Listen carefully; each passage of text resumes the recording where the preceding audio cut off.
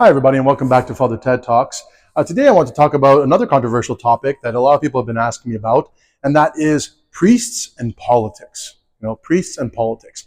Now, I have to preface this that I'm kind of giving a little bit of my personal opinion in this particular video because this is a very, very gray area. This is not something that is kind of clear cut. We do have some guidelines about this from Orthodox tradition, but generally speaking, you will see a wide range of expressions on this particular topic. Now, what do I mean by priests and politics? Well, a lot of people ask me, well, Father, and they're talking about me personally, we never hear you talk about politics in the church. We've never heard you do a sermon about, the liberals or the conservatives or, the Republicans or the Democrats in the United States. Or, we don't hear you talk much about, political issues that are happening within, our modern society or taking the side of specific political parties. Why don't you do that? Because, we see other priests do it. We see if you look at Orthodox countries, for example, it's rife with politics in the church. In Greece, for example, because Greece is a state-sponsored church, you will see that there are bishops and there are priests who are either conservative or they are.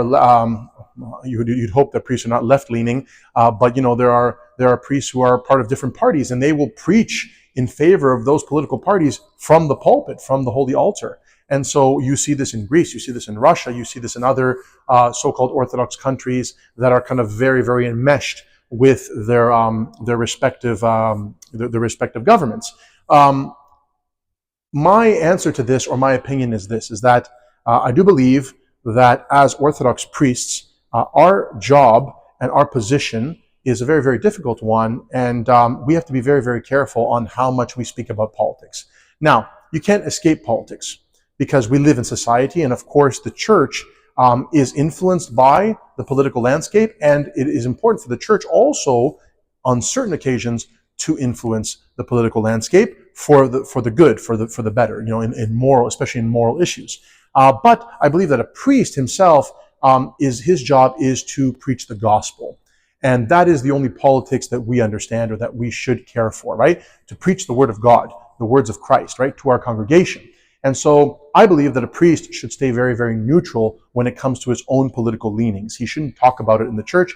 He should never, ever use the pulpit to speak about his political leanings or to try to influence his congregation on which political party they should vote for or not vote for. I know this is kind of like a double-edged sword because what happens when you have, for example, a very left-leaning, government that is predominantly against the church and predominantly against religion or predominantly against the morality of the church. Do we not speak against those things? Well, of course we do speak against those things, but we have to be very careful. I believe we should be speaking against the actual topics, like, for example, against specific policies or specific issues without kind of getting into, who should you vote for or talking about specific politicians or specific leadership and things like that.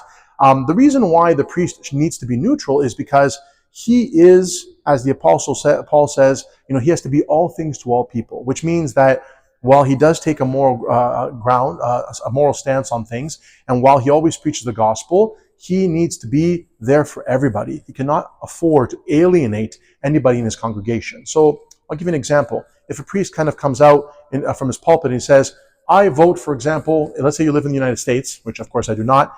The priest says, I vote for the Republicans, right? And I am a Republican priest, and I am a Republican voter, and I think everybody should vote Republican. Well, what happens when, let's say, half the congregation maybe is Democrat? Well, now you've already alienated, because politics is a very kind of deep-seated and a very emotional thing for people most of the time.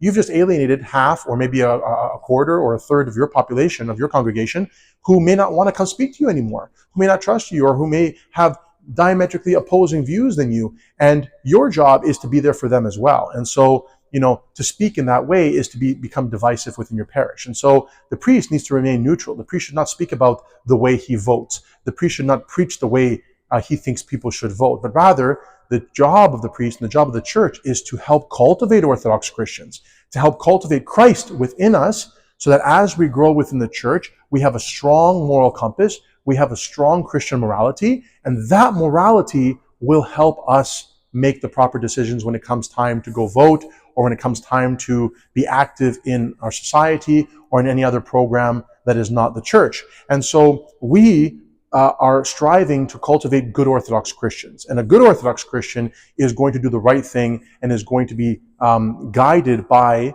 the church's morality in whatever facet of their lives. This is the way the church should be operating, not telling people how to vote or telling people what to do, but rather to kind of help them see what is the right and what is the wrong and let them make up their own decisions, right?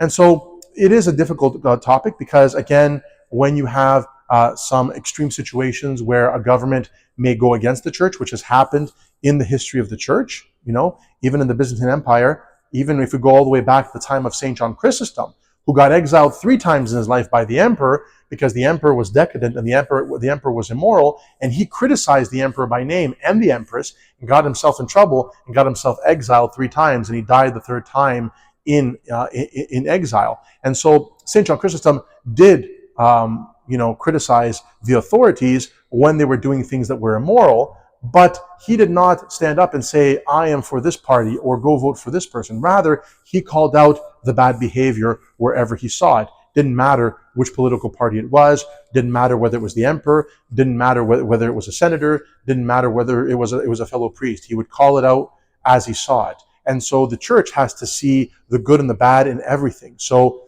different political parties might do, good things and they might do bad things. And we should talk about issues directly instead of kind of like associating ourselves with different camps. Of course, the priest can have his own personal political views, and he should, him and his family privately, and of course he should be an active citizen, and he should vote, and he should make the proper decisions according to his understanding of what is best for society. But that should be something that is private, and it should be kept within the privacy of his own home.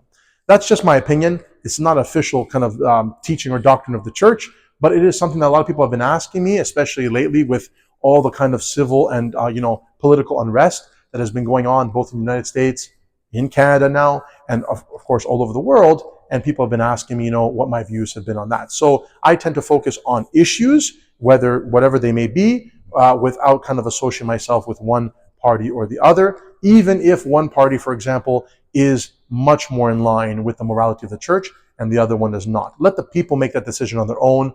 We are here for everybody. The church is here for everyone. We're all sinners. We all fall short of the glory of God, and the church is the home for all the people to come in and to find their way to Christ. Those are my opinions on this topic. I hope it was helpful. If you have any other questions, feel free to send us a message. Till next time, take care and God bless.